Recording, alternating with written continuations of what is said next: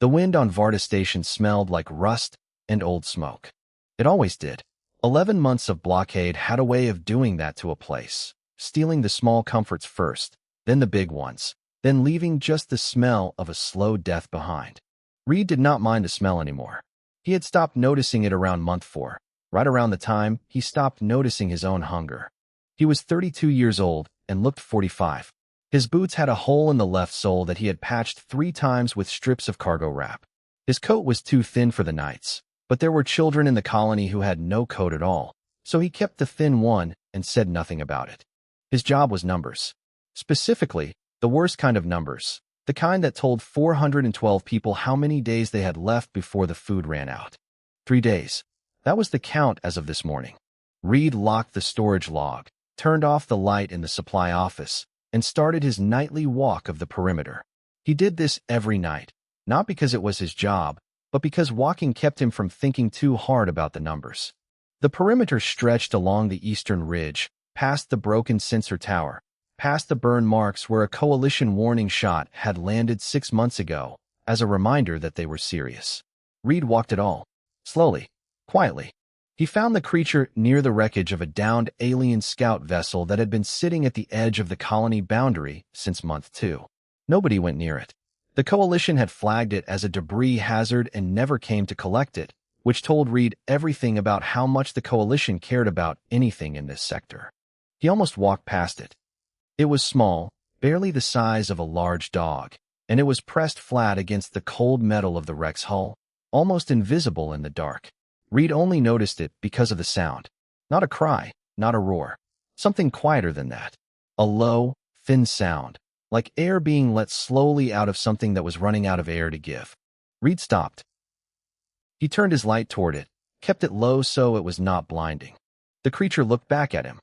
It had scales the color of deep river water at night, dark blue-green, shifting as it breathed. Its wings were folded so tight against its body they looked almost like a shell. One of them sat at a wrong angle. Its eyes were large and very still, the color of amber caught in firelight, and they watched Reed with the particular expression of a thing that has been hurt enough times that it has stopped expecting anything from the world. Reed stood there for a moment. He was not afraid. He noted this without surprise. He had long since used up most of the fear he had been born with. He was tired. He was cold. And he was looking at something that was clearly injured and clearly starving and clearly trying very hard not to show either. He reached into his coat pocket. The ration bar was his for the day. It was also the last one he was going to take for himself. He had already decided to pull himself off the allocation list starting tomorrow. There were families who needed the count kept up, and a single logistics officer was easier to subtract than a child. He unwrapped it slowly so the sound would not startle the creature. Then he crouched down to the ground, making himself smaller, and he set the ration bar on the frozen dirt between them. He slid it forward gently. Then he sat back and waited. The creature did not move for a long time. Reed did not push. He simply sat there on the cold ground in the dark, coat pulled around him, and waited with the patient stillness of someone who had learned that rushing never helped anything worth having. After a while, the creature stretched its neck forward, sniffed, looked at Reed once more, as if checking that this was not a trap. Then it ate, carefully at first, then with the focused desperation of real hunger, and Reed watched without saying anything because there was nothing to say. When it was done, it raised its head and looked at him again. Reed met its gaze. "Sorry it's not more," he said quietly. "It's what I had." The creature was still for a moment. Then it stood, slowly, painfully, and limped away into the dark beyond the wreckage. It did not look back. Reed stayed sitting on the cold ground for a little while longer. The wind moved. The rust smell drifted. 3 days of rations for 400 people, and he was sitting in the dirt on an empty stomach feeling, somehow, like he had done the only useful thing he had managed all week. He got up. He walked back. He went asleep. He did not tell anyone. It started in the feet. That was how most of the colonists would describe it later, not as a sound, not as something they saw, but as something they felt first, a low, steady trembling in the ground beneath Varda Station, as if the planet itself had developed a slow and enormous heartbeat. Nora, who ran the colony's water recycling unit, felt it through her boots at 5:15 in the morning and assumed the eastern pump had finally collapsed. She walked to check it with a wrench in one hand and a mug in the other and got as far as the main corridor before she realized the vibration was coming from outside the walls, not inside them. Dav, the oldest surviving doctor in the colony, was already awake because he was always awake at this hour, and he felt it through his cot and sat up and pressed his palm flat against the floor and felt it pulse. Regular, heavy, repeating, like footsteps, he thought, except footsteps from something large enough that he could not quite believe the thought he was having. By 5:30, people were in the corridors. By 5:45, the wall sensors were screaming. Reed was in the supply office running the morning count when the alert board lit up red across every channel at once. He stared at it for exactly 3 seconds, then moved. The sensor room was chaos. 2 of the monitoring crew were standing frozen in front of their screens with expressions Reed had never seen on them before. Not fear, exactly. Something past fear. The kind of look people wore when the world had just done something their brain had not yet agreed to process. Reed looked at the screens. The perimeter cameras showed darkness. Then they showed shapes in the darkness.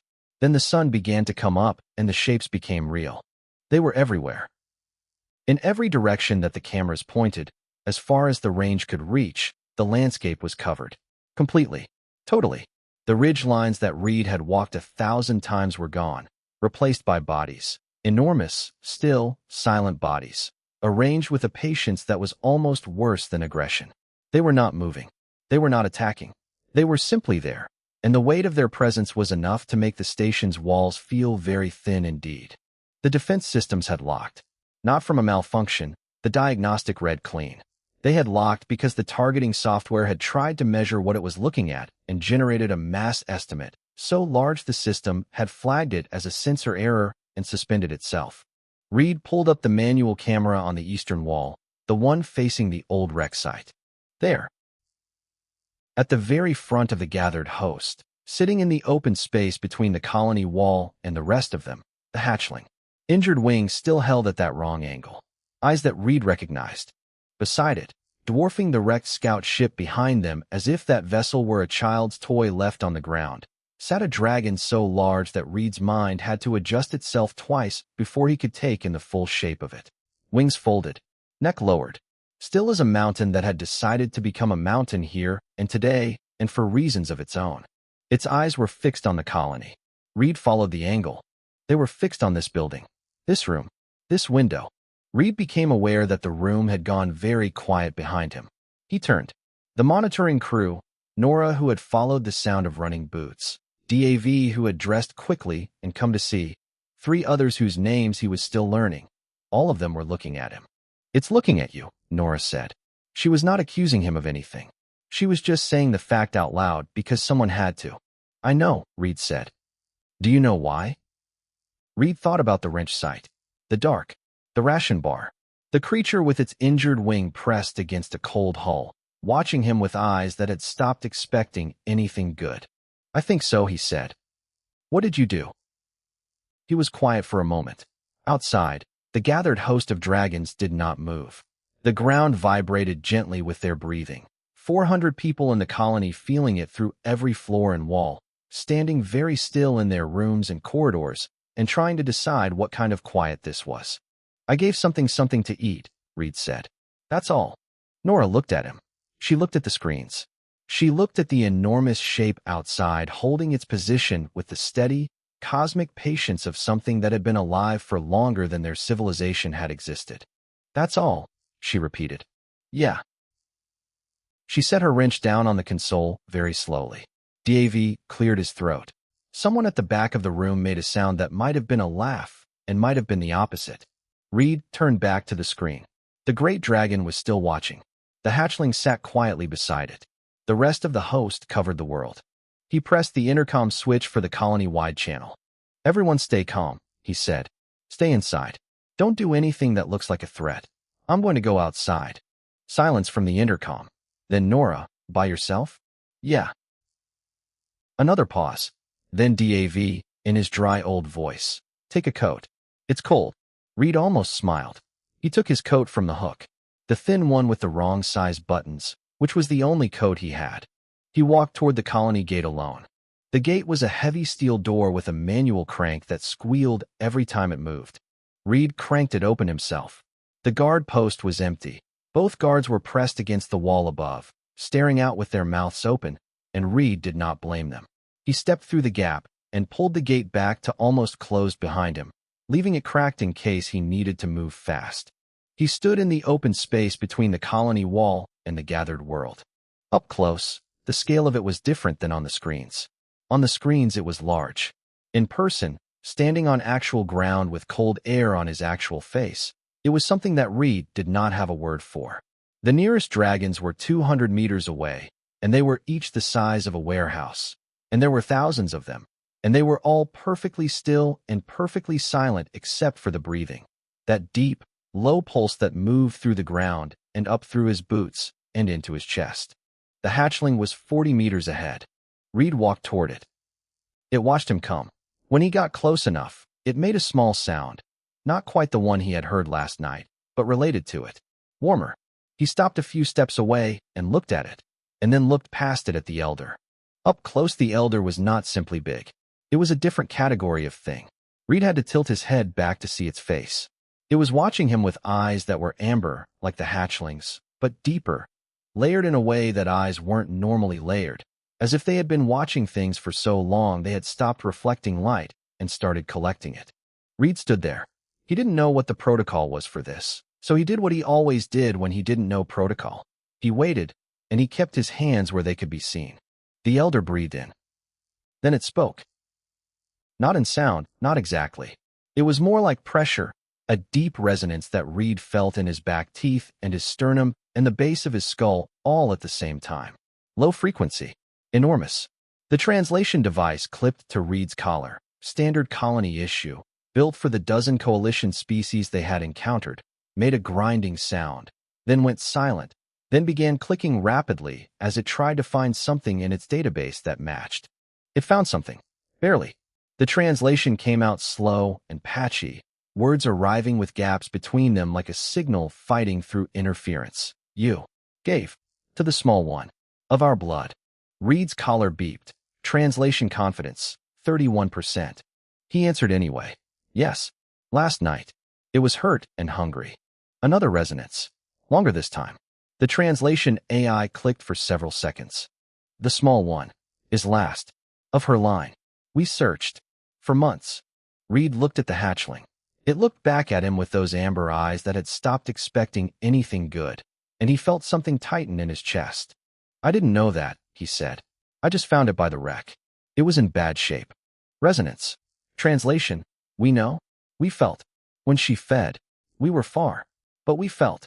Reed filed away the information that dragons could feel each other across distance. That seemed important, and also not something to think about right now. She is well? He asked. A long pause. Something in the elder's eyes shifted, not readable exactly, but different. She. Lives. Because of you. Her line. Lives. Because of you. The hatchling moved closer to Reed. Not touching him, just closer, in the way that something does when it has decided you are safe. Reed stood very still and then asked the question that he actually needed answered. What happens now? Resonance. Long. The translation device took almost a full minute. When it came back, the confidence rating was up to 44%, which in context felt like progress. We are. VYR. We are old. We remember. When the stars were younger. We remember. The laws written. Before the ones who block you. Had cities. Had fire. Had words. Reed kept his face neutral. Inside, something very large and very significant was clicking into place. We know. What is done. To your people. We know. It is wrong. By laws. That are older. Than the wrong. The blockade, Reed said. Yes. You know about the blockade. We know. Everything. In this sector. We watch. Always. We do not act. We have not acted. In long time. Reed looked at the hatchling. Then back at the elder. Why are you telling me this? The deepest resonance yet. The translation AI gave it everything it had, and what came back was this. Because we owe, and we pay. What we owe, and because you ask nothing. You did a small thing. A hard thing. When you had almost nothing left. And you asked nothing back. Not even thanks. Not even her name. Reed was quiet. We watched you walk back, the elder said, through the broken filter of the translator. You did not look back once. Reed thought about that cold ground and the thin coat and the 3-day food count. It wasn't a big thing, he said. It really wasn't. We have watched, the elder said slowly, 10,000 civilizations rise and fall and rise again. And we know what a small thing costs when there is very little left to spend. The hatchling pressed her nose lightly against Reed's hand. He let her. Then, the elder said, we ask you one question before we decide. What is owed? Reed nodded. Why? The elder said. Did you help her? Reed looked at the hatchling. He thought about it seriously, the way the question deserved. Then he answered. She needed it. And I could. That was the whole reason. Silence from the mountains of dragons surrounding the world. Then, from the elder, one word. The translation AI rendered it with a confidence rating of 97%, higher than anything it had managed yet. Worthy. Nobody brought a table. There was no formal arrangement, no prepared ground, no flags planted in the dirt between the colony wall and the dragon host. Just Reed standing in the open, the hatchling at his left side, and the elder lowering its enormous head until it was close enough that Reed could see the fine detail of each scale around its jaw, dark and smooth, worn by time the way stone gets worn by water over centuries. Behind Reed, the colony gate was cracked open. He could feel the watching. He didn't look back. The elder spoke again, and this time the translation came steadily, the AI having found its footing in the frequency now. The confidence rating held between 50 and 60%. Imperfect, but enough to carry meaning. The ones who block you, the elder said. They call themselves the Galactic Coalition. They are young. Their oldest law is 400 years old. They believe their law is the law because no one has reminded them otherwise. In a long time. They have 12 warships sitting above this planet, Reed said. Yes. They've been there 11 months. Yes. We have watched. Reed looked at the elder. And in 11 months you didn't do anything? We do not act. We withdrew from the business of younger civilizations. Long ago. Their quarrels are not ours. Reed considered this. Then what changed? You fed the small one. He let out a slow breath. Right. The elder's resonance deepened before the words came. There is a debt between the bloodline of the small one and you. This is not a small debt. She is the last of that line. You did not know this. It does not change the debt. Among the VYR, a life debt is answered. Always. Without exception. Without delay. I understand, Reed said. But I don't want anything extravagant. I fed a hungry creature. That's the scale of it. The scale, the elder said, is not yours to set. Reed opened his mouth, closed it. We will tell you what we can do, the elder continued. And we will let you choose what you ask.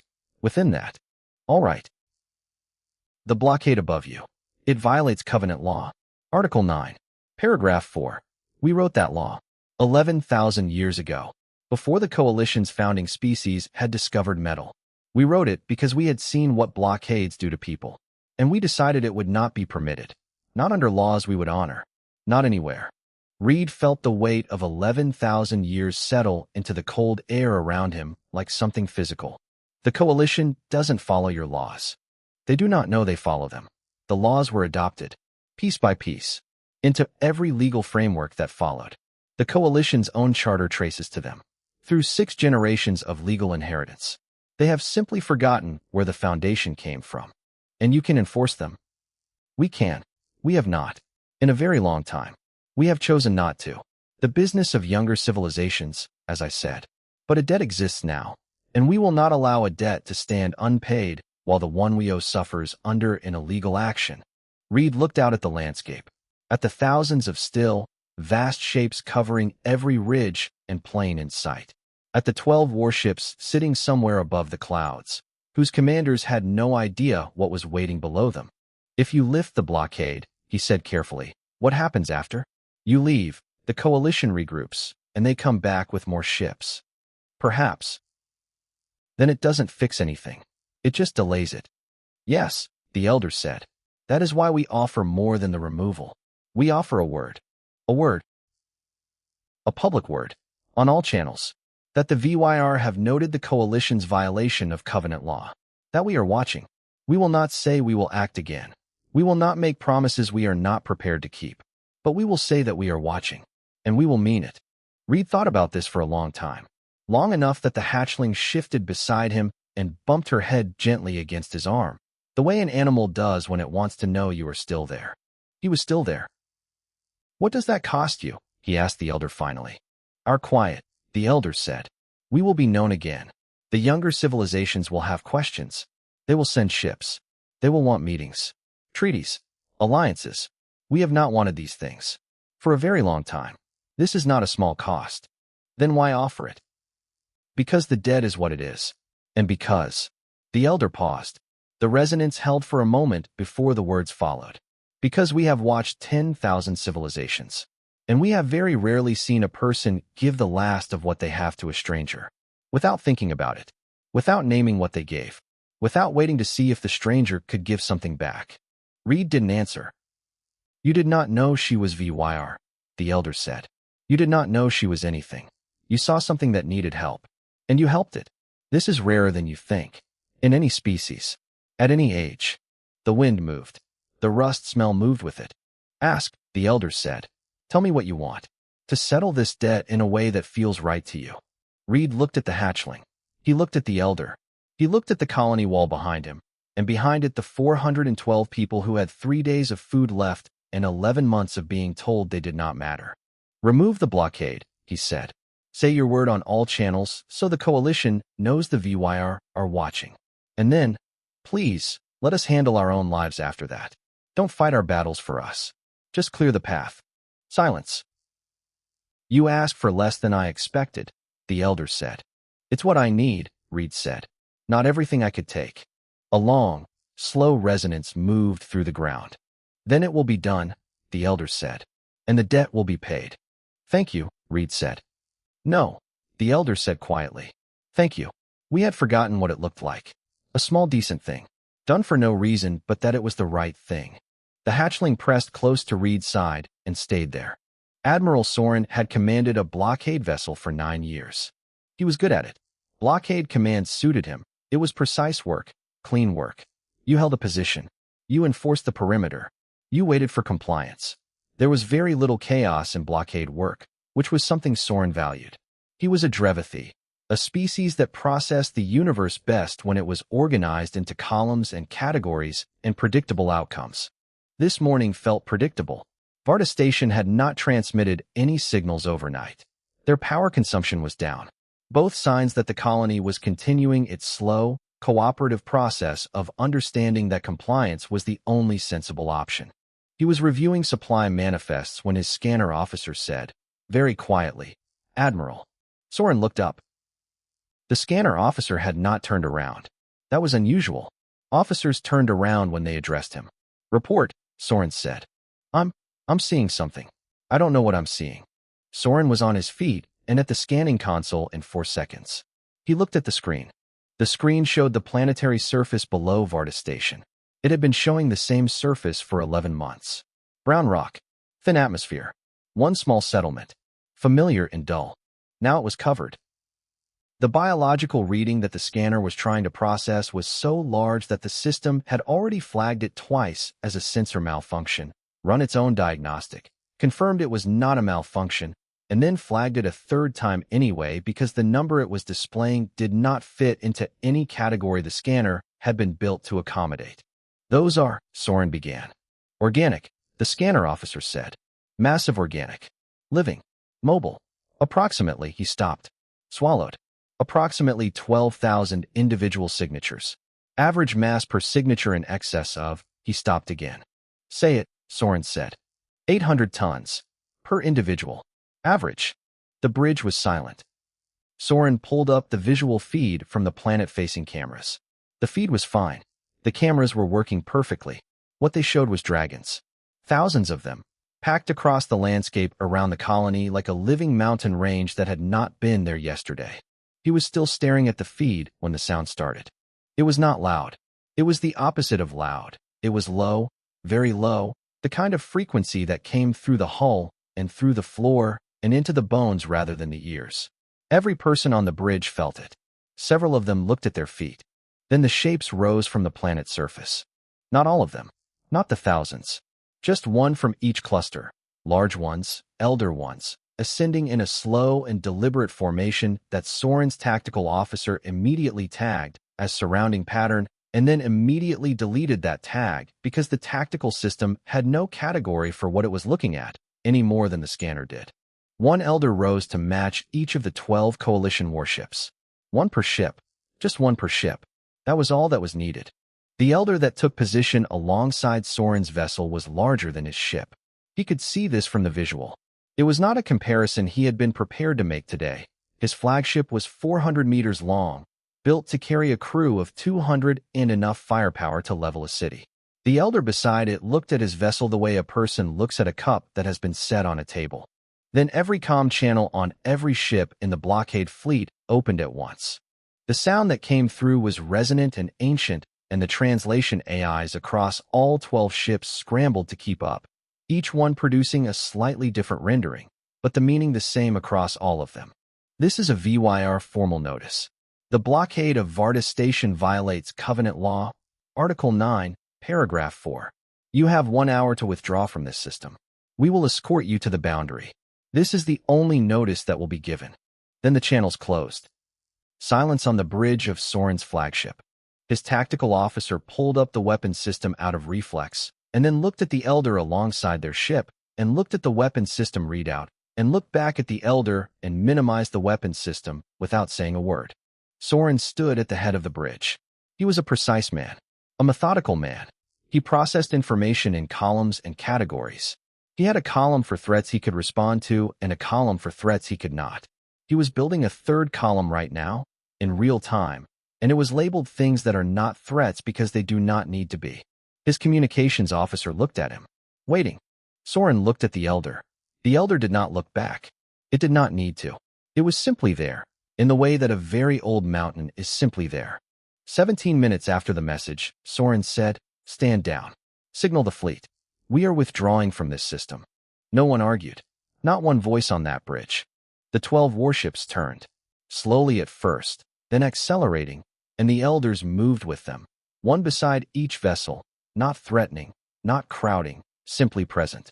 Escorting, exactly as promised. They held formation until the fleet crossed the boundary of the system, and then, without any final message, they turned and descended, one by one, back toward the planet below. In the colony's tracking room, Nora watched the 12 signals move away on the long-range screen. She watched them shrink. She watched them disappear past the system boundary. She turned around and looked at the room. Nobody said anything for a while. Then DAV, from the back, in his dry old voice, "Someone should update the food count." Nora laughed. It came out a little louder than she intended. Then someone else laughed. Then most of the room, the kind of laughter that is half relief and half the simple shock of being on the right side of something improbable. On the screen, the signals were gone. Outside the colony wall, Reed sat on a piece of broken masonry with the hatchling pressed against his side. He had not gone back inside. He had watched the sky instead, and he had known, without the screen, without the data, the exact moment the fleet began to move. He felt it in his chest, something releasing, like a knot that had been pulled tight for 11 months finally coming loose. The hatchling made a small sound. Not the thin one from the first night. A warmer one. Reed looked at her. "Yeah," he said. "I know." He leaned back and looked at the sky, which was the same sky it had always been but felt, for the first time in a very long time, like it belonged to them again. The supply convoy arrived on the second day. Nobody had called for it. Nobody had sent a request. It simply appeared at the edge of the system. 3 cargo haulers, privately chartered, running under a flag that the colony's identification system listed as independent. And when the colony comms asked who sent them, the lead hauler responded. Someone who heard the blockade was down. Cargo is food, medicine, and building materials. No charge. The channel closed before anyone could ask a follow-up. Nora cried. She was the only one who admitted it, though DAV had stepped into the corridor for an unusually long time directly after the manifest came through, and nobody mentioned this. The Galactic Coalition, meanwhile, was having a difficult week. The VYR's broadcast had gone out on all open channels, which meant it had been received by every ship, station, relay, and monitoring post within 40 light years. By the time Soren's fleet completed its withdrawal and filed its incident report, the broadcast had been shared and reshared across 17 different galactic news networks. Most of them led with some version of the same headline: Ancient Species, Believed Extinct, Lifts Blockade. A few of the more careful outlets led with VYR Site Covenant Law, Coalition Scrambles for Response. The coalition scrambled. 3 different committees were convened in 48 hours. Legal scholars were pulled in from across member species to trace the lineage of covenant law through 6 generations of legal frameworks and confirm, or deny, that the coalition's own charter was, as the VYR had stated, derived from laws the VYR had authored. The scholars took 4 days. Their answer was not a denial. Human sovereignty was quietly moved from the enforcement docket to the review docket, then from the review docket to the extended review docket. Then 2 other human colonies that had been under partial blockade reported that the restrictions had been lifted without explanation or formal notice. It was not a victory, exactly. Nobody signed anything. Nobody apologized. The coalition moved the way large political bodies always move, sideways and without acknowledgement, but it moved. On Varda Station, the VYR were gone by the 3rd day. They left the way they came, without announcement and without ceremony. The colonists on the morning watch reported that at some point between the 1st and 2nd hour of dawn, the landscape simply became a landscape again. The ridgelines were empty. The ground had stopped vibrating. The sky was just the sky. Only the hatchling remained. This was not something anyone had planned for or prepared for, or, strictly speaking, asked for. The hatchling had followed Reed back through the colony gate after the blockade fleet left, and then she had followed him through the corridor to the supply office, and then she had arranged herself in the entrance of the supply office, her body mostly outside, her head mostly inside, her wings folded neatly, and had gone to sleep. Reed had looked at her for a while. Then he had stepped over her and gone back to his desk and updated the food count. She was still there the next morning, and the morning after that. People navigated around her with the careful, slightly surreal politeness with which people navigate around something they have decided to simply accept. The colony's only mechanic brought her a piece of scrap metal to chew on, because she had been chewing on the doorframe, and she received this gift with great seriousness. The 3 children in the colony visited her every afternoon, and she tolerated this with a patience that was possibly the most dragon thing about her. Her wing healed crooked. The colony's doctor did what he could, which was examine it very carefully while she watched him, and then admit that his training had not covered this, and do his best anyway. She let him. The wing would never be quite right, DAV said. She could probably still fly. Not as far, not as fast, but probably. She didn't seem bothered by this. 3 weeks after the blockade lifted, a message arrived at Varda Station. It came through the colony's standard communication array, on a frequency that the system had no record of being used before. No sender listed, no coordinates of origin, just 3 lines of text, translated by the colony AI from a language so old the AI had to flag that it was working from partial historical records. The young one has chosen her ward. This is not unprecedented among our kind. It has not happened in 6,000 years. Watch over each other. No signature. No return address. The message did not repeat. Reed read it twice. Then he printed it out. He still kept a small printer in the supply office, a habit everyone else considered outdated. And he pinned it to the wall beside his schedule and his food allocation logs, and a small burn mark on the lower wall that was from the week he had started skipping his own meals and had knocked over a heating element in the dark and never gotten around to fixing the mark it left. That night he sat outside with his dinner. Actual dinner, actual rations, a real portion for the first time in weeks, and the hatchling curled nearby, breathing slowly in the cold air, one amber eye cracking open every few minutes to check that he was still there. A young colonist named Bren, 16 and serious, came and sat beside him. Bren had been one of the first through the supply convoy when it arrived, and had been found sitting quietly in the storage bay surrounded by food crates, not eating anything, just looking at it. "Can I ask you something?" Bren said. "Go ahead." "When you went out there, in front of all of them, were you scared?" Reed thought about it honestly. "A little. Not as much as you'd think." "Why not?" "Because I hadn't done anything wrong." He looked at the hatchling. "And I think she knew that." Bryn was quiet. Then, do you think the VYR will come back? If things get bad again? I don't know, Reed said. I wouldn't count on it. But you're not worried? Reed looked at the sky. It was clear tonight. Stars everywhere, the way they always were on Varda Station, and for 11 months those stars had felt like walls. All that distance, all those warships, all that silence from the rest of the galaxy. Now they just felt like stars. We handled 11 months, he said. We'll handle what comes next. Bryn nodded slowly, like someone filing the answer somewhere useful. The hatchling made a soft sound. Neither of them looked at her, but both of them heard it, and Reed reached over without thinking and rested his hand on her side, and she exhaled slowly and went still. The stars were the same stars. The rust smell had faded. Somewhere in a colony building behind them, someone was cooking something real, and the smell of it reached them on the wind. It was a small thing, the smallest kind of thing. Reed ate his dinner and did not take it for granted at all.